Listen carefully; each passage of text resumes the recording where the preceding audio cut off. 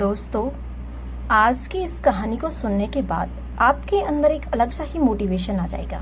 आप जो भी काम करेंगे ईमानदारी और पूरी मेहनत के साथ करेंगे, बशर्ते आप किसी भी कहानी को समझने के लिए आप अंत तक जरूर से जरूर उसको सुने।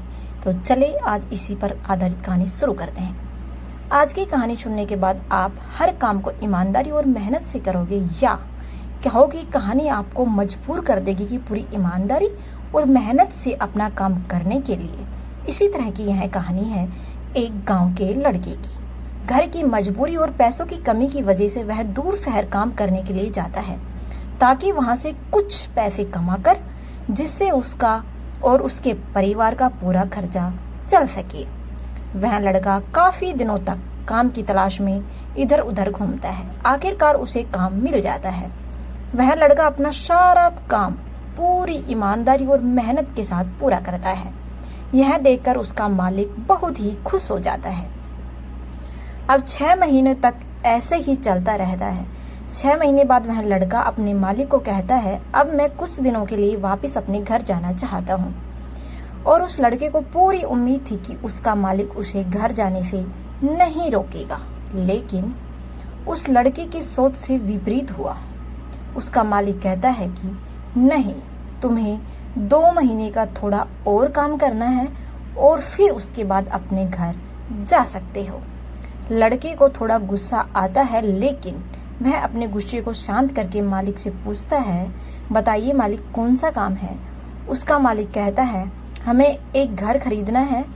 तुम पूरे शहर में घूमो और तुम्हें जो सबसे अच्छा घर लगे वह घर खरीद लो, और जैसे ही यह काम खत्म हो जाता है तुम वापस अपने घर कुछ दिनों के लिए जा सकते हो। यह सुनकर वह गांव का लड़का खुश हो जाता है और जल्दी जल्दी घर को खरीदने का काम खत्म कर देता है। वह मालिक के पास जाता है और कहता है, मालिक, मैंने सबसे अच्छा घर आपके लिए खरीद लिया है। मालिक हैरान हो जाता है और कहता है, सिर्फ 10 दिन में तुमने अच्छा सा घर खरीदा भी है या लिया भी है? या गांव का लड़का कहता है, हाँ, ये घर काफी बढ़िया था इसलिए मैंने खरीद लिया। और कहता है कि क्या अब मैं अपने घर कुछ दिन के लिए वापस जा सकता हूँ? मालिक कहता है, नहीं, सिर्फ 2 दिनों के लिए अपने घर वापस जा सकते हो। गांव का लड़का कहता है, अरे मालिक, मुझे गांव जाने में सिर्फ 1 दिन लगेगा, तो कैसे भला मैं 2 दिन में वापस आ जाऊंगा?